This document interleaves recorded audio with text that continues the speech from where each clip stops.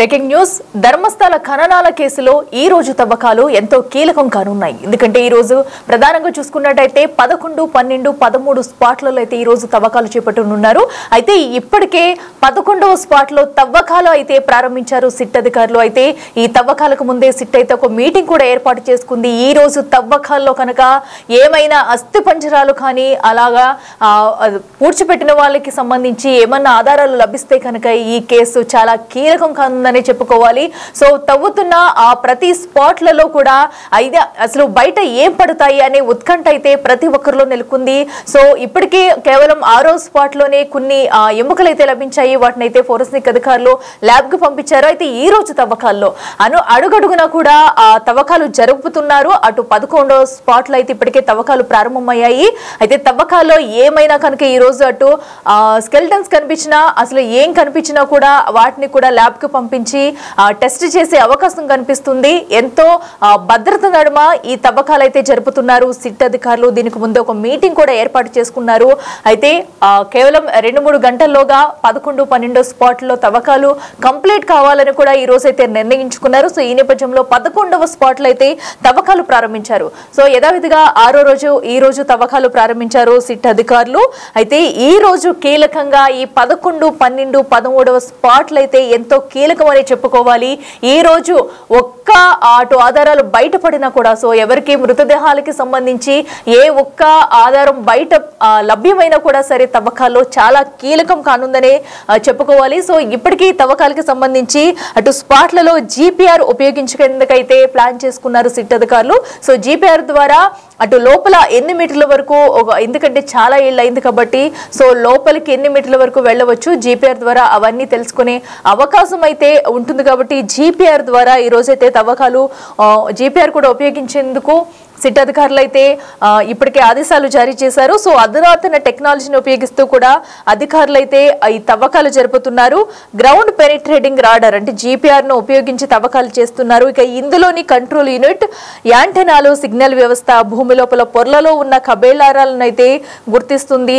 So దీని అయితే ఆ లోపల ఏమున్నాయనేది కూడా గుర్తించేందుకు ఈజీ అవుతుంది సిట్ అధికారులకు కూడా. సో ఎందుకంటే భూమి లోపలికి కొన్ని మీటర్ల లోపలికి ఏమన్నా అటు మృతదేహాలు ఖననం చేసిన తర్వాత వెళ్ళిపోయాయి, వాటికి సంబంధించి అటు ఎముకలు కానివ్వండి అవన్నీ వెళ్ళిపోయినా కూడా ఈ జీపీఆర్ ద్వారా ఈజీగా గుర్తించేందుకు సో వీలవుతుంది. సో దాంతో పాటు వాళ్ళ తవ్వకాల్లో ఏమన్నా ఉంటే నిజంగా అక్కడ ఖననం చేస్తుంటే ఎవరి మృతదేహాలు ఉన్నాయి ఏమున్నాయి అనేది కూడా గుర్తించేందుకు వాళ్ళకి ఈజీ అవుతుంది. అలాగే 10 నుంచి 15 మీటర్ల లోతులో ఉన్న మృతదేహాలను కూడా గుర్తించే సామర్థ్యం అయితే దీనికి ఉంటుంది. అలాగే బంకమట్టి, ఇసుక, బురద, రాళ్లు, తడి నేలల్లో మెరుగైన ఫలితాలను కూడా ఈ జీపీఆర్ చూసిస్తుంది. సో దానికి సిట్ అధికారులు కూడా ముందుగా ఒక మీటింగ్ అయితే పెట్టుకున్నారు.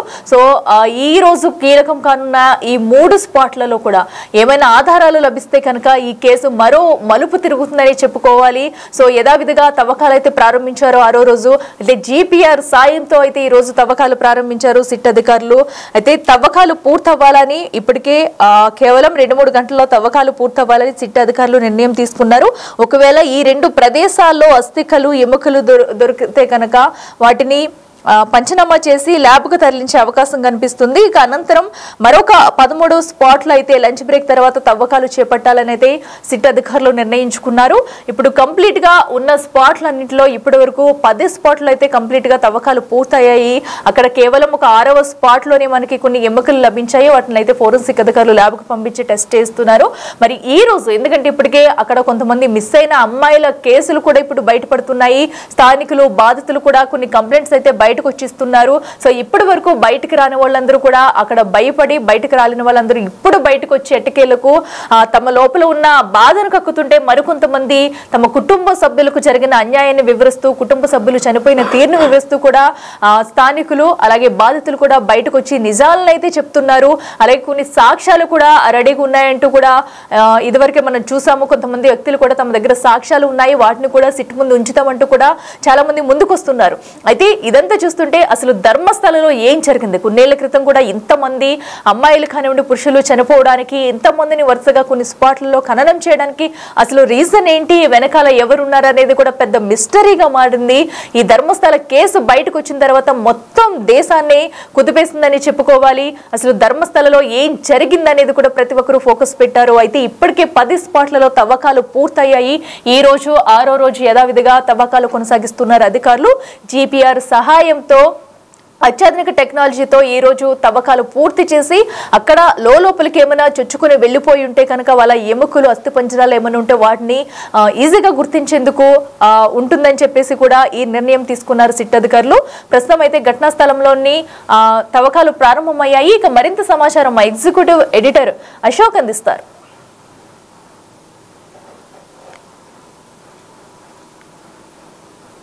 ధర్మస్థల మర్డర్స్కి సంబంధించి విచారణ కొనసాగుతోంది. ఇవాళ కూడా మళ్ళీ తవ్వకాలు అనేది ప్రారంభించారు.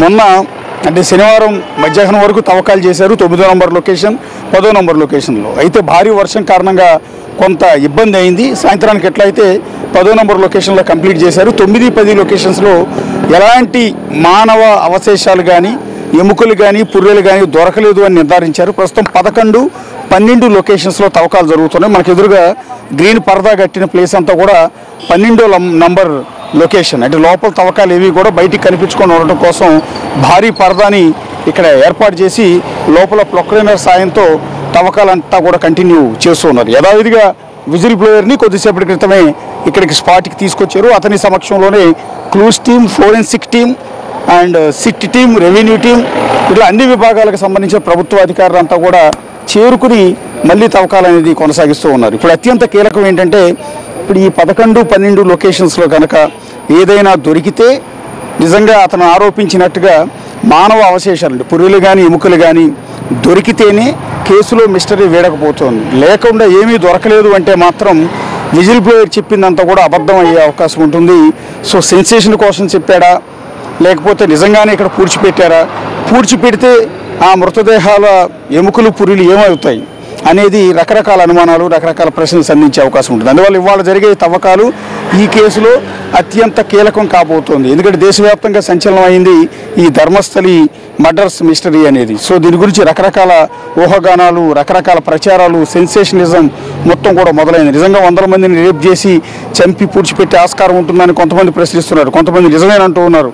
సో ఇక్కడ ఇది చూడటం కోసం అంటే మర్డర్ మిస్టరీ అనేది ఇవాళకి వీడిపోతున్న నేపథ్యంలో ఎంతమంది జనం అంతా కూడా ప్రస్తుతం ఈ స్పాట్కి వచ్చి ఈ తవ్వకాలు జరుగుతున్న తీరు మొత్తాన్ని కూడా చూస్తూ ఉన్నారు. కొంతమంది ధర్మస్థలి క్షేత్రం ఆలయానికి సంబంధించి అభిమానులు ఉన్నారు, భక్తులు ఉన్నారు, వాళ్ళకి సంబంధించిన మనుషులు ఉన్నారు. సో ఇన్నాళ్ళు ఈ ఆలయం గురించి రకరకాల ప్రచారాలు జరుగుతూ ఉన్నాయి.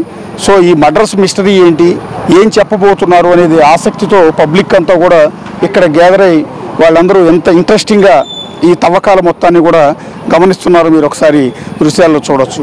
ఇక్కడ ఆలయ దర్శనం కోసం వచ్చిన భక్తులు కొంతమంది అయితే ఎక్కడెక్కడి నుంచో తరలి వచ్చి కేవలం ఈ ఇన్వెస్టిగేషన్ని ఆరా తీయటానికి ఈ తవ్వకాలు జరుగుతున్న తీరు చూడటానికి వీళ్ళంతా కూడా ఇక్కడికి తరలి వచ్చారు. మొత్తం దారి పొడవునా కూడా ఆ పక్క గ్రీన్ పరదా కట్టుంది. మీరు దృశ్యాల్లో చూస్తే ఈ రోడ్డు వైపు అంటే ధర్మస్థల ఆలయానికి వెళ్ళే ప్రధానమైన రహదారి ఇది. ఈ పక్కనే నేత్రావతి నది స్నానఘాట్ ఉంటుంది.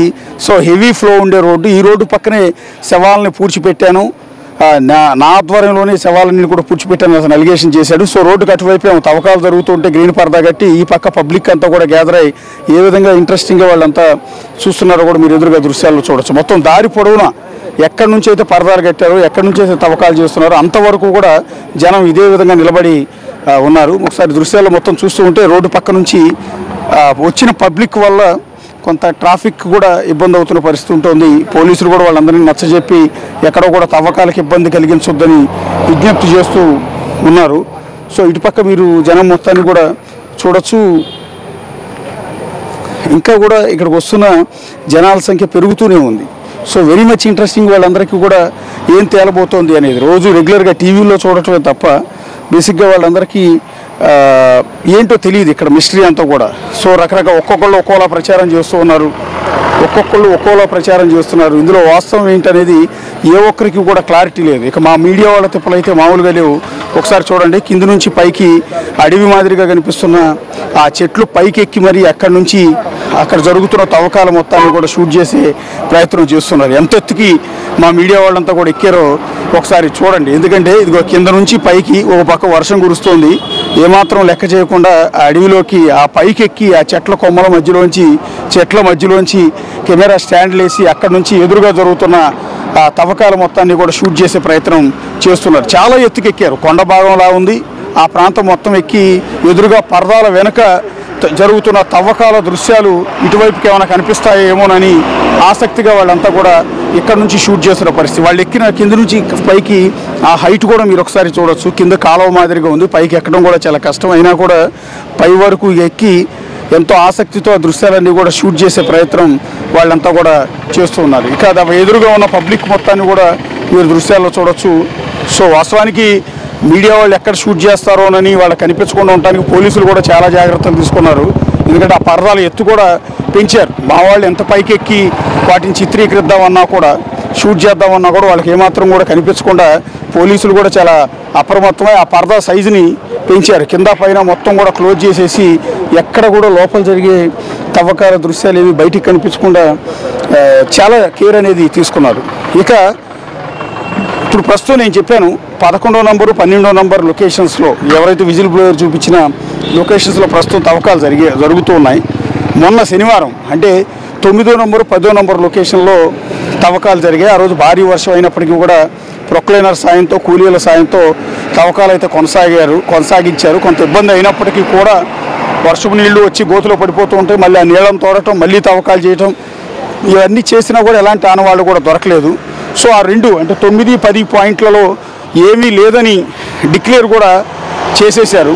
చేసిన నేపథ్యంలో ఇప్పుడు అంతా కూడా వాస్తవానికి మనం 9, 10 తవ్వుతున్నప్పుడు వెరీ మచ్ ఇంట్రెస్టింగ్ పబ్లిక్ అందరికీ కూడా. సో ఈ 2 లొకేషన్లో ఖచ్చితంగా ఏదో ఉండే అవకాశం ఉంటుంది. ఏమీ లేకపోతే విజిల్ బ్లోయర్ అలా చెప్పాల్సిన అవసరం ఏముంటుంది? సో ఇక్కడ ధర్మస్థలి చుట్టుపక్కల ప్రజలు చేస్తున్న ఆరోపణలకు అర్థం ఏముంటుంది అని భావించారు. కానీ తీరా చూస్తే 9, 10 లొకేషన్స్లో ఏమాత్రం ఏమీ దొరకలేదు. ఇగో 9, 10 లొకేషన్స్ను కూడా మీరు ఇక్కడ ఎదురుగా దృశ్యాల్లో చూడవచ్చు. ఇప్పుడే కొద్దిసేపటి క్రితం మొన్న కట్టిన పరదాని వాళ్ళు తొలగించారు. సో తొలగించిన తర్వాత వాళ్ళు తవ్వి వదిలేసిన ప్లేస్ మొత్తాన్ని కూడా మీరు ఎదురుగా దృశ్యాల్లో చూడవచ్చు. ఇదిగో ఇదే ప్రదేశం మొత్తం కూడా తవ్వారు. సో తవ్వి వదిలేసిన ప్రదేశం మొత్తం కూడా అంటే ప్రొక్లైనర్ సాయంతో ఈ ప్రాంతం అంతా కూడా తవ్వారు. చాలా లోతుకి దాదాపు 10 అడుగుల లోతు వరకు కూడా ఈ ప్రాంతం మొత్తాన్ని కూడా తవ్వారు. సో వాస్తవానికి మొన్న తవ్వినప్పుడు ఇక్కడంతా కూడా పరదా అడ్డం కట్టేయటం వల్ల మనకేమీ కనిపించలేదు.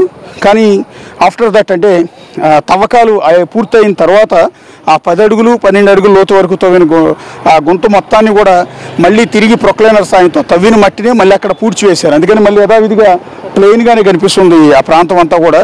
తవ్వి వదిలేసిన ప్లేస్ అంతా కూడా మీరు చూస్తే ఇది 9వ నంబర్ లొకేషన్. మీకు ఎదురుగా కనిపిస్తున్నదంతా కూడా 9వ నంబర్ లొకేషన్. పక్కదంతా కూడా 10వ నంబర్ లొకేషన్. 2 పక్కనే ఉన్నాయి. ఈ 2 లొకేషన్స్లో కూడా దాదాపు ఒక రోజంతా కూడా తవ్వకాలు జరిపిన వెంటనే ఆ గొయ్యి మొత్తాన్ని కూడా పూర్తి చేసిన దృశ్యాలను కూడా మీరు ఎదురుగా గమనించవచ్చు. సో తవ్వేసిన తర్వాత కూడా పాపం ఎందుకో మరి ఇక్కడ షూట్ చేయనివ్వటం లేదు. తవ్వేసిన తర్వాత ఏమీ కనిపించలేదు, అక్కడ ఎంటీగానే ఉంది బేసిక్గా. అయినా కూడా ఇంకా పోలీసులు ఇక్కడ ఎవరిని కనీసం నిలబడినివ్వట్లేదు. మరి ఏముందో అక్కడ అంత రహస్యం కానీ అంత బట్టబయలు చేసే రహస్యాలు లేకపోతే ఇంకోటి ఏమీ కూడా లేవు. ఉడికే మట్టి మాత్రమే ఉంది అక్కడ. ఎముకలు పురుగులు లాంటివి కూడా ఏమీ లేవు. సో ఆ లొకేషన్స్లో ఇది పూర్తయిపోయింది కాబట్టి ఇప్పుడు మిగిలిన లొకేషన్స్కి అంటే 11, 12 లొకేషన్స్లో ప్రస్తుతం తవ్వకాలు చేస్తూ ఉన్నారు. ఆ రెండింటిలో దొరుకుతాయా లేదా అన్నది చూడాల్సి ఉంటుంది. ఇక మిగిలింది పెండింగ్ ఉన్నది 13వ లొకేషన్. అది నేత్రావతి నది స్నానఘాట్. అంటే మంజునాథేశ్వర ఆలయానికి వెళ్ళే ముందు భక్తులంతా కూడా నేత్రావతి స్నానఘాట్ దగ్గరికి వచ్చి అక్కడ స్నానం చేసి ఆ తర్వాతే అక్కడి నుంచి ఆలయానికి వెళ్తూ ఉంటారు. సో అలా వెళ్ళటానికి వినియోగించే స్నానఘాట్ పక్కనే 13వ నంబర్ లొకేషన్ ఉంది. సో అక్కడ రేపు తవ్వకాలు జరిపే అవకాశం ఉంటుంది. ఒకవేళ ఇక్కడ ఇవాళ పూర్తయిపోతే ఇక్కడ నుంచి స్పాట్ మార్చి పక్కనే కాబట్టి అక్కడికి వెళ్ళి తవ్వకాలు చేసే అవకాశం కూడా ఉంది ప్రస్తుతానికి. ఇంకా చూడొచ్చు కొంతమంది అధికారులు వస్తూనే ఉన్నారు, వెళ్తూనే ఉన్నారు. ఏం చేస్తున్నారో ఏం అప్డేట్స్ అనేది లోపల నుంచి అయితే ప్రస్తుతానికి మనకి ఏమీ లేవు, అంత సీక్రెసీ మెయింటైన్ చేస్తున్నారు. అదే వెహికల్, బ్లూ కలర్ వెహికల్ ఏదైతే వచ్చిందో ఆ వెహికల్లోనే మరి కొంతమంది అధికారులు వచ్చారు, కొంతమంది కొన్ని ఎక్విప్మెంట్స్ని పట్టుకొచ్చారు, విజిల్ బ్లోయర్ని అదే వాహనంలో తీసుకొచ్చారు. అధికారులు మొత్తాన్ని అదే వెహికల్లో తీసుకొస్తున్నారు, మళ్ళీ అదే వెహికల్లో తీసుకుని వెళ్ళిపోతూ ఉన్నారు. సో ఈ వ్యవహారం అంతా కూడా గుట్టుగానే సాగుతోంది. సో ఇక్కడ చూడొచ్చు, మొత్తం అంతా కూడా వచ్చిన అధికారులందరూ కుర్చీలు వేసుకుని ఆ లోపల కూర్చుని ఉంటున్నారు. కూర్చుని ఉండి అక్కడ విజిల్ బ్లోయర్ని ఎదురుగా పెట్టుకుని అతని సమక్షంలోనే తవ్వకాలన్నీ కూడా చేస్తూ ఉన్నారు. ఇప్పుడు కూడా వర్కర్స్ కొంత బకెట్లు, వాటితో సామాన్లు, పైపులు లాంటివి, సామాన్లు లాంటివి కొన్ని ఏవో తీసుకెళ్తూ ఉన్నారు. సో ఎందుకు ఏంటనేది పూర్తి స్థాయిలో అంతా అయిపోయిన తర్వాత ఏమన్నా దీని గురించి ఒక క్లారిటీ ఇచ్చే అవకాశం ఉంటుంది. మరొక వైపు వివాదం మరింత ముదురుతోంది. సో ఆల్రెడీ ఇక్కడ ఉన్న పూడ్చిపెట్టిన ఎముకల్ని, పుర్రెల్ని మొత్తాన్ని కూడా తొలగించేశారు, ఇప్పటికే మాయం చేసేసారు, ఇక్కడ నుంచి వేరే చోటకు తరలించారు అనేది ఏదైతే దేవాలయానికి వ్యతిరేకంగా, వీరేంద్ర హెగ్డేకి వ్యతిరేకంగా పోరాటం చేస్తున్న వాళ్ళు ఇప్పటికే ఆరోపిస్తూ ఉన్నారు. అంతేకాకుండా మనుషుల చేత, ప్రొక్లైనర్ చేత కాకుండా ఇన్నేళ్లు గడిచిపోయింది కాబట్టి GPRS మిషన్ని కొనుగోలు చేసి దాని సాయంతో తవ్వకాలు జరపాలని వాళ్ళు కూడా రిక్వెస్ట్ చేస్తూ ఉన్నారంటే జరుగుతున్న తవ్వకాల మీద కూడా వాళ్ళు కొంత అనుమానాలు వ్యక్తం చేస్తూ ఉన్నారు. కెమెరా పర్సన్ రాజుతో కలిసి అశోక్, బిగ్ టీవీ, ధర్మస్థల తవ్వకాలు జరుగుతున్న స్పాట్ నుంచి.